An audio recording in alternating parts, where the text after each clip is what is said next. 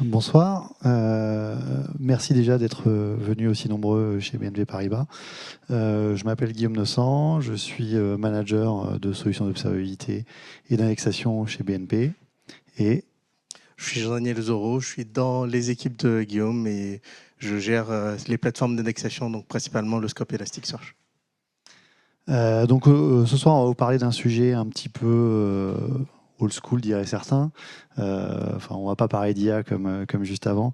On va parler de choses un peu plus terre à terre, j'ai envie de dire, qui sont la gestion de la performance, que ce soit en termes de troubleshooting ou de capacity planning, sur des grandes échelles, comme on le fait au sein de BNP. Bon, je ne vais pas reparler trop en détail de BNP Paribas, je pense que vous connaissez tous.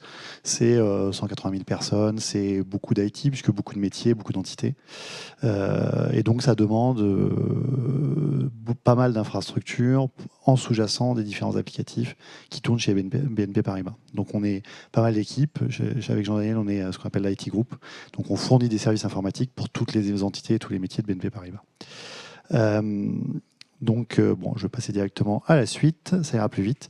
On va parler d'ingénierie aujourd'hui. Pourquoi ? Parce que l'IT, finalement, moi en tout cas, quand j'ai commencé à faire de la production informatique, ça me faisait un peu penser à la médecine. Je ne sais pas si vous, c'était la même chose, c'est-à-dire de se dire, ouais, finalement, on est un peu comme des docteurs de l'informatique quand on fait de la production.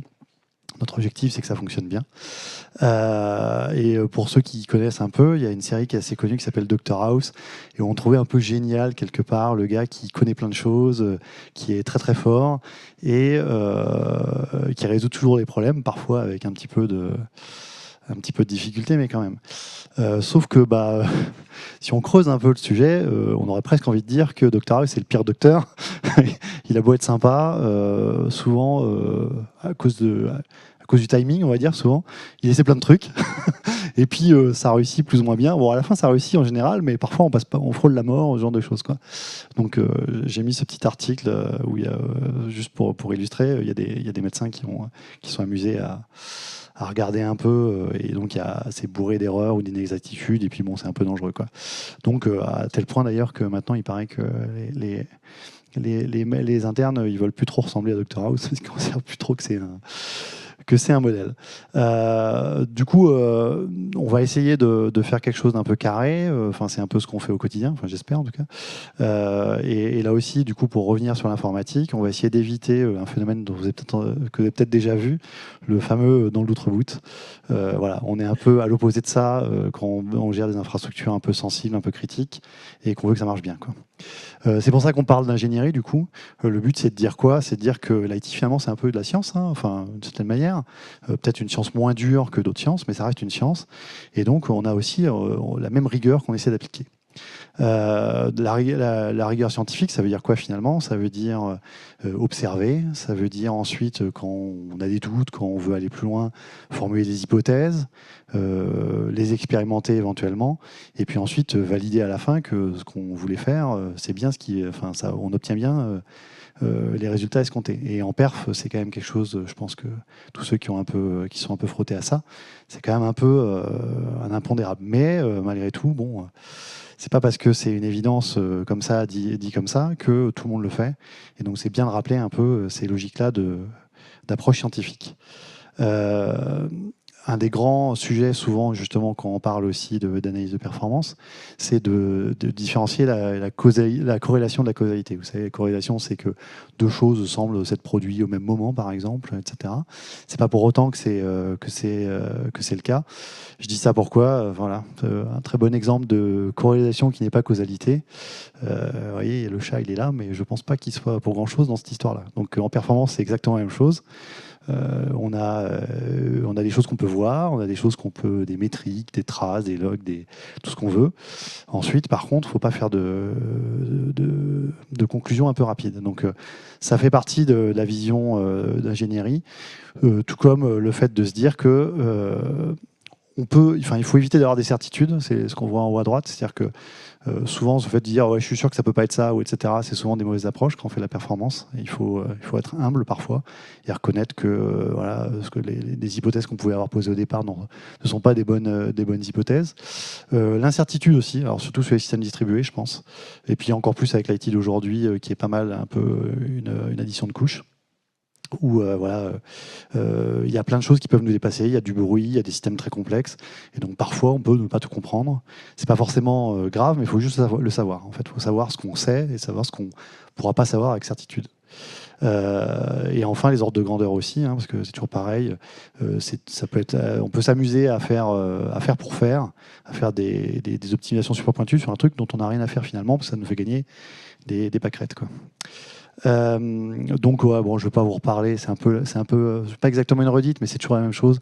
Aussi, tout à l'heure, on parlait de la méthode scientifique pour une hypothèse, mais ensuite, voilà, si on veut faire de la performance, on va faire ça X fois, puisqu'on va essayer d'améliorer ce qui nous semble le plus évident, et donc on va itérer, on va essayer de modéliser si possible, de tester et ensuite de valider, quoi. L'observation, vous remarquerez, c'est quand même quelque chose qui revient pas mal. Ça tombe bien, il paraît que Elastic, c'est une solution qui est capable d'observer pas mal aussi. Donc voilà, on peut utiliser l'outil pour observer. Et pour observer donc Elastic, on peut utiliser Elastic. Et ça marche très bien. Et c'est quand même pas mal, il y a pas mal d'outils qui existent déjà là-dessus. On s'est permis avec Jean-Daniel de mettre quelques petites lois, toujours dans l'esprit un peu scientifique du truc, ingénierie, qui peuvent vous parler, qui sont quand même souvent des choses qu'on peut garder en tête, quoi. Alors je ne vais pas vous les reciter toutes, mais voilà, enfin, Claude Amdahl sur le fait de dire que voilà, la parallélisation a toujours ses limites, entre guillemets. Enfin, sur un système distribué, c'est quand même un truc un peu important. Voilà, bon, Loi de Little, c'est un peu plus basique, entre guillemets. Scalabilité, voilà, la contention et les coûts de coordination, c'est quand même pas rien, là encore, système distribué. Théorie des files d'attente aussi. Voilà, enfin, de plus généralement, de se dire que des systèmes qui commencent à être en souffrance peuvent commencer à réagir de façon assez radicalement différente de leur fonctionnement nominal. Faire de la perf, c'est aussi faire des compromis. Je ne l'ai pas dit, nous on travaille, vous avez pu vous en douter vu qu'on parle de perf. Nous, on est sur des infrastructures on-premise, donc ça veut dire qu'on a une grosse maîtrise sur ce qu'on fait. Je ne dis pas que c'est impossible sur du cloud, mais on va quand même aller moins loin en général, quoi. Donc le compromis, c'est quelque chose d'important aussi. On n'optimise jamais dans l'absolu, ça c'est quand même quelque chose d'hyper important, et on est forcément soumis à des limites. Il faut le connaître, il faut le reconnaître. Les limites physiques, évidemment, sur la performance globale. Ça, c'est le seul truc que tout le monde se rappelle tout le temps, quoi. Mais il y a aussi des principes fondamentaux qui font qu'il y a certaines limites qu'on ne pourra pas atteindre. Mais il y a aussi des limites organisationnelles. On oublie un peu parfois que l'organisation aussi peut poser, peut nous limiter dans le rayon d'action qu'on va avoir, quoi. Et puis donc, à la fin, c'est savoir faire des compromis, hein. Enfin, je pense que quand on fait la production, c'est un peu compromis, c'est un peu bon dans la vie en général, on pourrait dire aussi. Mais voilà, en particulier quand on va faire de la performance, on va forcément faire un compromis parce qu'on ne pourra pas réussir à être optimal partout. Et ça tombe bien, voilà, j'ai pris un exemple de compromis, hein, ceux qui connaissent un peu, si on repart de théorie, le CAP théorème là, qui nous explique en gros qu'on ne pourra jamais être tolérant en partitionnement, faire de la cohérence à 100% et de la disponibilité. On ne pourra jamais être bon sur les trois, on doit toujours un peu décider. Et il y a tout un tas comme ça de compromis qu'on doit faire. Ce qui est important, c'est pas un compromis, pourquoi pas, mais il faut savoir pourquoi on a fait un choix. Savoir ce qu'on sacrifie, c'est souvent un curseur. Donc là, tout à l'heure, il était sur 3 axes, ça pourrait être sur 2 axes, ça peut être sur 5 axes, ça dépend un peu des sujets. Mais quoi qu'il arrive, il y aura des compromis à faire. Et donc, ce qu'il faut, c'est le faire en cohérence avec les besoins métiers, hein, parce que souvent, on ne gère pas des plateformes pour la plateforme, on gère des plateformes pour un besoin business. Et donc, savoir ce qu'on va sacrifier, est-ce que c'est grave, est-ce que c'est pas grave. Parfois, c'est pas grave. Ça peut être grave quand on zoome dessus, mais qu'au final, dans le fonctionnement complet du système, c'est pas si grave que ça. Donc, il faut savoir prendre ce recul-là. Je pense que c'est quand même quelque chose d'assez important. On l'oublie aussi. Enfin, je veux dire, on est tous des geeks. Enfin, je sais pas tous, mais je pense que si vous êtes en meet-up, vous êtes un petit peu quand même, quoi. Donc, on peut vite fait vouloir faire des choses parce que c'est rigolo. Voilà, mais il faut garder en tête pourquoi on le fait, à quoi ça sert, pourquoi c'est utile pour le business qu'on sert, quoi. Si je peux prendre un exemple très rapide, bon, je ne veux pas en parler trop long. Pour vous donner une idée, voilà, je parlais de gros clusters élastiques. Ça, c'est juste une plateforme qu'on a. Pour donner un ordre d'idée, c'est le cluster AutoArm en premier et puis les 3 calls derrière. On peut se poser des questions justement sur comment je vais découper mes clusters. Ça, c'est un vaste débat. Déjà, est-ce que je dois les couper? Pas forcément, parce que cross-cluster c'est bien, mais il y a des choses qui sont plus compliquées en cross-cluster. Il faut déplacer les données, etc. etc., etc. Mais à un moment donné, on n'a pas le choix. Donc, vous voyez là, la plateforme qu'on a, là, et encore, ça fait grossir. Je ne sais pas combien ça fait au total, beaucoup, trop. On va bientôt dépasser les 10 pétas, je crois. Voilà, bah, on a dû découper, on n'avait pas le choix. Comment on découpe, comment on décide ça? Ça, c'est pas quelque chose qui se fait comme ça vient. Nous, par exemple, sur celui-là, on a essayé de faire du découpage temporel, parce qu'on le peut, parce que c'est pratique, parce que c'est assez prévisible, ça ne dépend pas du business. Si on avait fait des découpages, par exemple, sur une business line ou sur une entité ou quelque chose, je sais quoi d'autre, bah, ça pourrait bouger, les entités, elles changent, les volumes d'une entité vers l'autre ou d'une business line ou de je ne sais pas quoi d'autre, ça peut évoluer. Donc ça serait compliqué, il faudrait qu'on resize les clusters et tout et tout. Alors que celui temporel, c'est assez prévisible, on voit à peu près où ça va, donc si on se débrouille bien, on arrive à quelque chose. On peut se poser la même question sur plein d'autres choses, hein, sur le split des index. Voilà, nous, on a beaucoup d'index, beaucoup de volumétrie, sauf qu'au bout d'un moment, à vouloir découper très fin, parce que ça permet plein de choses, ça permet de traiter plus facilement, ça permet de ségréger le risque, ça permet d'avoir une gestion plus rapide quand on sait vraiment ce qu'on veut taper. Bah, le problème qu'on a, c'est que ça fait beaucoup de shards, et au bout d'un moment, beaucoup de shards, c'est des problèmes de cluster state. Je ne sais pas s'il y en a qui ont déjà connu ça, mais ça peut être la belle cata, quoi. Donc, il y a un sujet là-dessus qu'il ne faut pas oublier. Et là encore, je disais, curseur, hein, voilà, au début on veut faire fin, puis au bout d'un moment on se rend compte que ça ne va pas être possible. Et aussi l'anticipation du coup. Mapping, pareil, hein, évidemment, plus on veut donner de possibilités de search, bon alors pour les plateformes pure search c'est juste une évidence, mais pour les plateformes qui sont un peu hybrides, d'observabilité par exemple, ou ce genre de choses, pour du log même, selon les mappings qu'on choisit, on va privilégier la user experience ou bien le coût de stockage et de compute lorsqu'on va ingérer, donc c'est vrai, il y a vraiment une question qui se pose. Pareil sur le refresh interval, je pense que la plupart d'entre vous connaissent bien ça, quoi. Voilà. Refresh interval, si on l'augmente, voilà, on va faire des segments moins souvent, des segments plus gros, moins de merge, c'est pratique, ça gaspille moins entre guillemets de ressources. Mais par contre, les gens devront attendre, donc c'est moins real time. Donc c'est plein de choix qui sont jamais complètement évidents, etc., etc. Et nous, on a fait d'autres choix. Hein. On a fait aussi des choix, par exemple, de faire des ID explicites pour les documents qu'on rentre parce qu'on veut tout dédoublonner. C'est pratique, mais du coup, on perd des features d'élastique en faisant ça, parce qu'on ne peut pas mettre d'alias devant les index. Donc, on perd ILM, on perd des choses, on a l'impact de performance. Donc, on ne l'a pas fait juste parce qu'on avait envie de se compliquer la vie, on l'a fait parce qu'on a fait des choix rationnels, qui étaient de dire qu'est-ce que je veux, est-ce que c'est grave, est-ce que finalement, le fait de dédoublonner, j'en ai vraiment besoin ou pas. Et ça se challenge avec le métier. Hein. Vous pouvez aussi discuter avec votre métier, vous dire est-ce que vraiment il faut, je veux, etc. etc. Je vais vraiment trop lentement, il va falloir que je me dépêche. La verticalité, c'est un truc auquel on tient beaucoup. Bon, c'est pas vertical, là, hein, vous ne m'en voudrez pas, je l'ai mis à plat parce que c'était pas pratique, sinon on n'y voyait rien. Voilà, l'usage, la vue verticale, enfin ce qu'on appelle nous la vue verticale, c'est d'aller du comportement utilisateur jusqu'au matériel. Et donc c'est comprendre toutes les couches. Il faut comprendre le comportement des utilisateurs, savoir ensuite ce que ça veut dire sur les différentes couches par lesquelles on va passer.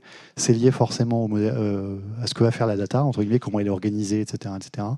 C'est lié aux algos internes. J'en parle là, ça paraît vite fait dit, mais l'algorithme interne, ça veut dire comment fonctionne chaque stack. Et Elastic en est une. Elastic a des fonctionnements internes. Si on ne les comprend pas, si on fait juste tomber en marche un setup et puis qu'on se dit ouais c'est bon ça marche, j'ai branché les trucs, la data elle arrive, je sais pas comment, je sais pas pourquoi, je sais pas combien ça coûte, je sais pas si ça va être compliqué ou pas, à la fin ça marche difficilement. Donc il faut commencer à comprendre les internes des solutions. Ça tombe bien, Elastic est plutôt bien documenté. On peut quand même et on découvre tous les jours. Hein. On n'arrête pas, nous, pourtant, on va assez au fond du sujet, mais c'est jamais complètement fini. Et donc, ça va jusqu'au matériel. Si on fait vraiment bien le taf, si on arrive à comprendre un peu toutes les couches, on peut vraiment faire un lien direct entre ce que fait un utilisateur et ce que ça va donner à la fin, vraiment en pattern d'IO, en conso CPU, ce genre de choses. Vraiment, c'est quelque chose que c'est pas facile, ça demande pas mal de patience, ça demande d'avoir une vision un peu large et puis d'avoir pas mal de culture, mais quand à un moment donné, on veut vraiment faire de la perf à très haut niveau et qu'on a des contraintes très fortes, on est obligé d'aller jusque-là. Voilà. Si on ne le fait pas, oui, je vais me faire Excuse-moi, je me dépêche. Voilà, si on ne fait pas, qu'est-ce qui se passe? On a optimisé la mauvaise couche. Voilà, on va taper, grosse blague, on va essayer d'optimiser la JVM à mort, à mort, à mort, alors qu'on a un problème de système distribué. On va traiter les symptômes, mais pas les routes causes, grand classique. On va trop focuser sur un composant, alors que finalement, il n'y a pas gros impact, ce genre de choses, quoi. Donc vraiment, il y a un côté, savoir viser juste, c'est quand même important, quoi. Oui, j'avais mis une loi d'ailleurs, j'ai dû oublier, c'est pas grave. Donc voilà, si je prends des exemples concrets, j'en parlais tout à l'heure, répartition du load, voilà, enfin un grand classique. Qu'est-ce que j'avais parlé de ça? Non, répartition du load. Ouais, sur le sharding, sur le fait que voilà, Elastic est un système à part stateless qui vient de sortir et qui n'est pas encore on-prem. C'est du shard nothing, donc ça veut dire que la data est localisée sur un nœud. Un nœud, il a une puissance donnée, et donc si jamais on tape une partie de la data qu'on a sur tout le cluster, nous c'est le cas parce qu'on a des clusters à plus de 200 nœuds, donc ça joue pas mal, et on va taper sur un petit bout du cluster. Donc en fait, lui, il n'a pas forcément toute la puissance du cluster. Donc on peut avoir des problèmes de hotspots, etc. Donc ça veut dire qu'il faut penser comment je vais organiser ma data, comment je vais essayer de l'étaler au maximum, et comment je garantis qu'à tout moment, j'arrive quand même à tirer la puissance d'un maximum de composants. Donc ça joue sur le sharding, évidemment, ça joue sur les nœuds. Donc nous, on met plusieurs nœuds sur une machine, par exemple. Aussi parce qu'on a trop de nœuds, donc on ne peut pas prendre une machine à chaque fois pour chaque nœud.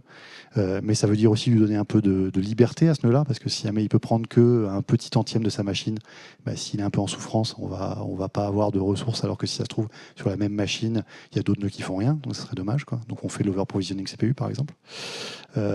Et puis, voilà, il faut connaître Elastic, donc je pense que vous savez, peut-être pas tous, remarquez, qu'il y a des thread pool, en fait. Donc en fait, voilà, on peut avoir tant de threads qui vont travailler sur du write, tant de threads qui vont faire de la query, etc., etc. Donc ça se monitor hyper facilement. Et en l'observant même en temps réel, hein, avec un DevTools, en cliquant plein de fois exécuter, là, vous pouvez voir un peu ce qui se passe et sentir un peu comment ça se passe.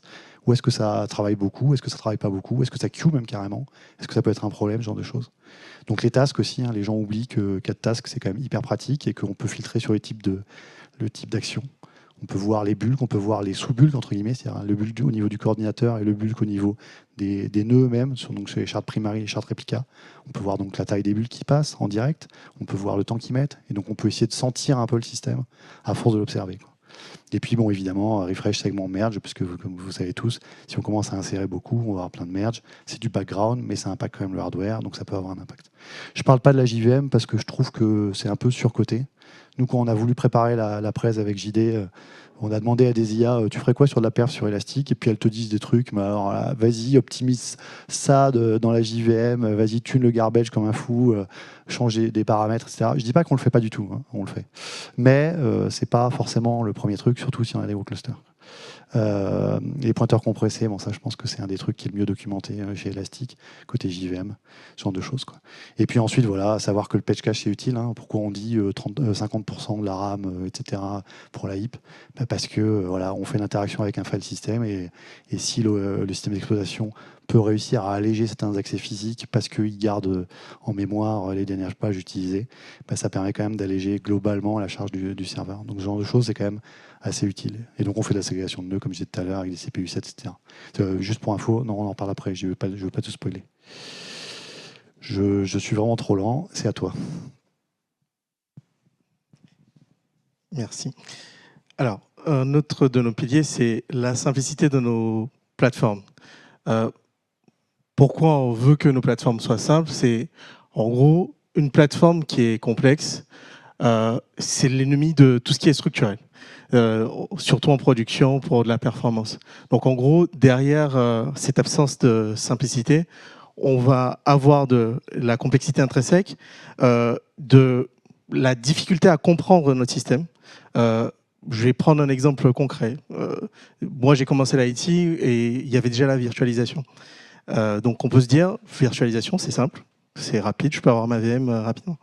Quand on veut des systèmes qui sont super performants, la couche de virtualisation, elle peut ramener une certaine complexité pour comprendre quand je fais une action au niveau de mon application, quelle est la couche hardware qui est utilisée.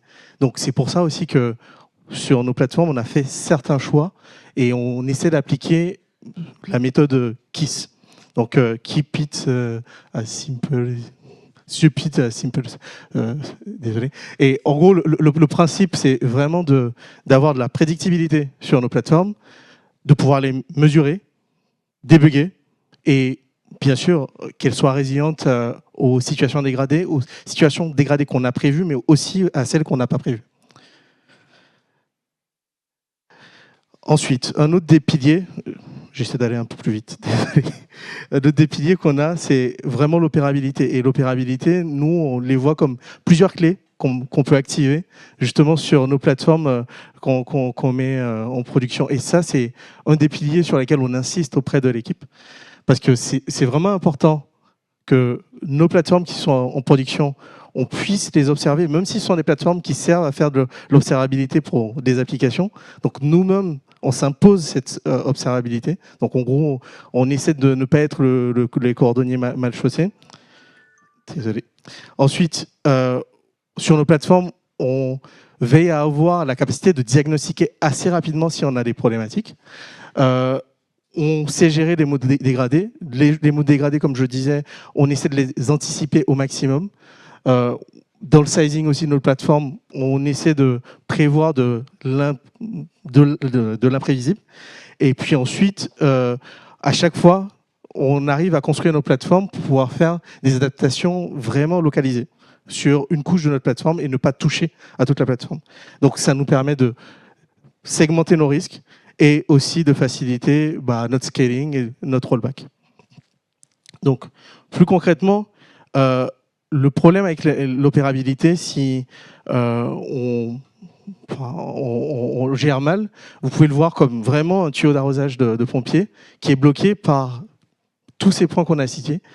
Donc, les signaux qui sont non pertinents, la compréhension limitée de notre système, comme je le disais, des mécanismes de protection qui sont absents, et puis certaines fois des arbitrages qu'on n'arrive pas à faire parce qu'on ne maîtrise pas notre système. Et à la fin, ça nous empêche d'éteindre les feux qu'on peut avoir en production.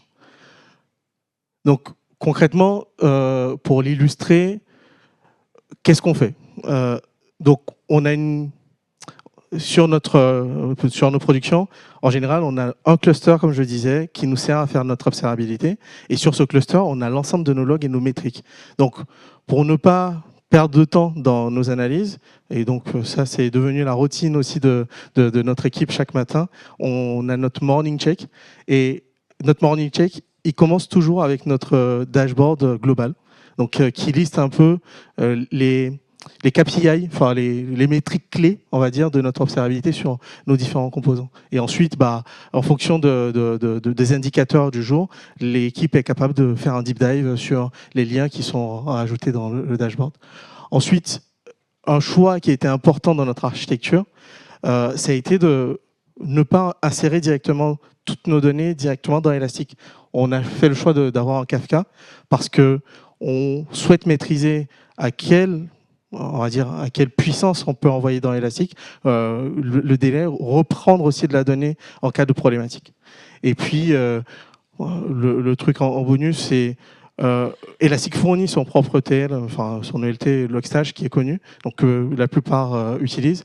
Mais on a fait le choix, justement, après avoir utilisé Logstash, de construire notre propre injecteur, notre propre ETL qui est pilotable par API et qui peut nous permettre de tuner de façon fine à quel point on souhaite envoyer plus de puissance sur Elastic ou quand on voit que notre cluster il est vraiment saturé, on arrive à baisser la pression. Voilà, en illustration.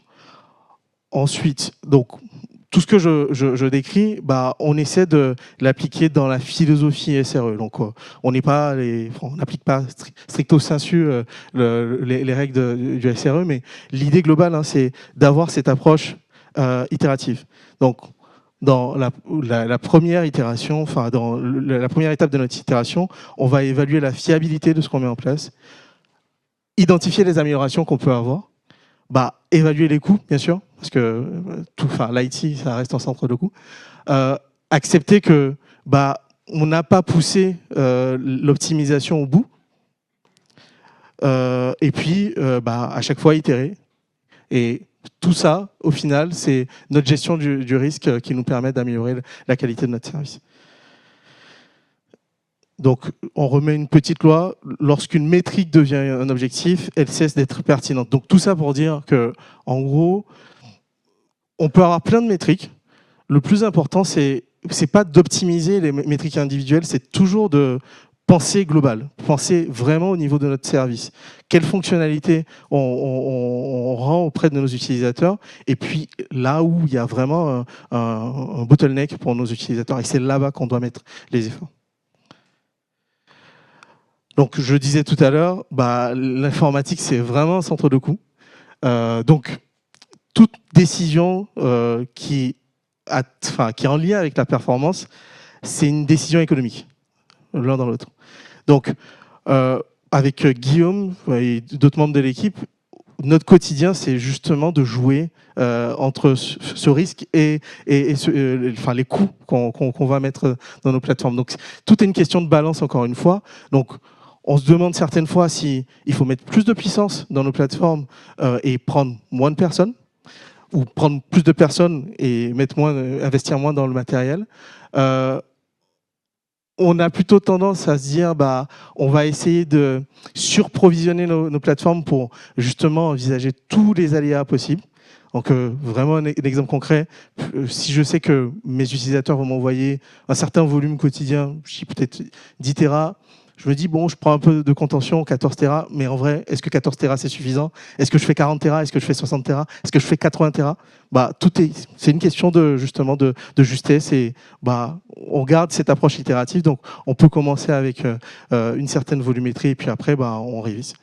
Et puis le dernier point, c'est en gros, quand on fait du tuning, on a plutôt tendance à faire focus certaines fois sur certains points et essayer de faire du tuning fin. Et quand on finit de faire ce tuning, on est content, mais dès qu'il y a un petit aléa, ce tuning, il n'est plus, il matche plus exactement avec ce pourquoi on l'a fait. Donc, il faut vraiment faire attention à cet overfitting. Et puis, la performance accentuée peut avoir des problématiques de robustesse face aux aléas, comme je le disais. Donc, pour terminer sur le risque et le coût, il ne faut pas oublier qu'une architecture performante, ce n'est pas celle qui maximise les métriques, mais c'est vraiment celle qui permet de produire de la valeur, mais avec certaines contraintes de coût, certaines contraintes organisationnelles. Donc, pour ça, à chaque fois, il faut pouvoir avoir du rendement décroissant, donc identifier là où les efforts supplémentaires vont vraiment avoir le plus d'effet. Il ne faut pas oublier l'impact que nos décisions peuvent avoir sur le support. On peut penser que automatiser au maximum, ça peut aider, mais un système hautement automatisé, quand il a des problèmes, le coût du support il peut être un peu plus élevé. Donc le coût des gains de performance, il faut toujours l'évaluer. Et puis évaluer aussi le coût de l'indisponibilité. Voilà, globalement. Oui, pardon. Et la toute dernière pour moi, la loi de Pareto, le principe de Pareto, pardon. Donc, il faut minorer les causes produites. Une minorité de causes produit la majorité des efforts, autant de se concentrer sur... c'est exactement ce que je dis depuis tout à l'heure. Hein, c'est en gros investir du temps là où il y a vraiment de la valeur, globalement. Je termine le dernier point, parce que celui-là, il me tenait à cœur. C'est le pragmatisme. Hein. L'objectif, c'est pas d'avoir c'est pas d'essayer d'avoir une perfection ou quoi que ce soit, c'est de se dire on commence petit puis on grandit au fur et à mesure. Nous on l'a vécu quand on a commencé à faire de l'élastique, on n'était pas forcément super fort dessus, donc on s'est appuyé sur les recommandations de l'éditeur, les best practices, etc., etc. Puis petit à petit on a bâti en observant le réel ce qui se passait, essayé de comprendre, on a essayé d'expérimenter des changements, des évolutions d'architecture, ce genre de choses. C'est des changements dans les réglages, un peu au-delà au bout d'un moment de ce qu'il y a dans les docs. Et puis, petit à petit, on bâtit un savoir empirique. Et l'objectif à la fin, c'est ça, c'est d'avoir une performance qui est assez pragmatique. Aujourd'hui, on le fait beaucoup, hein, on fait des choses qui ne sont pas forcément prouver, comment je pourrais dire ça, voilà. Chez Elastic, voilà, ceux qui nous connaissent bien savent pourquoi on fait ça, mais c'est vrai que voilà, si on passait un coup de fil au premier gars du support venu, il pourrait se dire mais qu'est-ce que vous avez fait, quoi. Donc c'est toute une question d'être progressif entre guillemets et de savoir pourquoi on fait les choses. Et c'est vraiment quelque chose qui se construit au fur et à mesure. Hein. On n'est pas voilà, maintenant on a fait une dizaine d'années qu'on en fait. Il a fallu un certain temps pour qu'on arrive à ce niveau de maturité. Hein. C'est pas immédiat. Et donc bon voilà. Ensuite je vais peut-être pas repasser trop de temps sur cette slide-là. Les compromis, comme je disais, la résistance à la surcomplexification, l'adaptation aux usages réels. Il y avait un truc, je sais plus où je l'ai mis, c'était sur la hype aussi. Hein, parfois, j'ai un ancien collègue à qui j'avais dit un jour, moi je suis un peu low-tech. Ça avait plutôt plu, lui, de dire on n'est pas obligé de suivre toutes les hypes. Il y a des technos qui sont en hype, qui sont hyper intéressantes et hyper adaptées à un cas de figure et pas à un autre. Et il faut accepter ça. Faut pas se laisser dicter parce que telle personne a dit que tel produit était bien ou telle feature était bien, qu'elle est forcément bien pour nous. Tout est une question de circonstances. Donc il faut être très à l'aise avec ça et savoir assumer ses choix et pas se les faire dicter par le courant du moment ou d'autres personnes qui n'ont pas les mêmes problèmes que vous à résoudre. Donc c'est ce qu'on fait hein, sur les cas concrets. Voilà, on a choisi en termes de pragmatisme, on a choisi de mutualiser en général. Certaines personnes font de l'ECE par exemple parce qu'ils veulent plutôt popper plein de petits clusters. Nous, on est plutôt des services transverses, donc on préfère faire des gros clusters. Donc dans ce cas, ECE fait moins de sens. On fait du bare metal du coup, donc des machines physiques, beaucoup de grosses machines physiques, avec plusieurs nœuds dessus, donc ce qui n'est pas très standard entre guillemets, mais parce qu'on a beaucoup de nœuds, parce qu'on a beaucoup de volumétrie, parce qu'on a besoin de bien comprendre toutes les couches, parce qu'on a besoin de garantir des perfs, parce qu'on veut qu'un nœud soit sur un disque en particulier et qu'on veut avoir des super perfs avec des disques NVMe. Enfin, toutes ces raisons-là font que ça fait du sens parfois, mais c'est pragmatique pour nous, pas forcément pour vous, ça dépend vraiment des circonstances. On ne fait pas de containers, en tout cas pas sur les parties qui contiennent de la data. On en fait sur d'autres choses, par exemple sur la data prep, parce que là, c'est pratique de ce qui est sur de la compute, on n'a pas de problème avec ça. Donc voilà, on n'est pas dogmatique, entre guillemets, quoi. Et puis, qu'est-ce que je peux dire de plus voilà, c'est pas parce qu'on fait pas de containers, par exemple, qu'on met pas des mécanismes de protection entre nos nœuds qui sont sur une même machine. On fait des CPU7, donc on s'inspire quand même de ce qu'on fait avec des containers pour certaines choses, ce genre de choses. Voilà. Pour terminer, ensuite j'arrête parce que je vais me faire vraiment gronder très fort par David. Le but du jeu, c'est ça, c'est progressivement savoir s'éloigner des préconisations éditeurs. C'est juste un symbole de maturité. Ça ne veut pas dire qu'on s'en fiche, ça ne veut pas dire qu'ils ont tort ou qu'on a raison, ça veut juste dire que petit à petit, on apprivoise le produit suffisamment pour pouvoir savoir le mettre exactement dans le bon contexte. Bon, on n'a pas été beaucoup dans le détail au niveau technique, on pourra en discuter après autant que vous voudrez, on adore ça, mais là, en beaucoup plus de minutes, on a essayé de brosser un maximum de choses et de parler plus de méthodo que vraiment de trucs technico-techniques. Donc merci à vous encore et au plaisir de discuter avec vous après.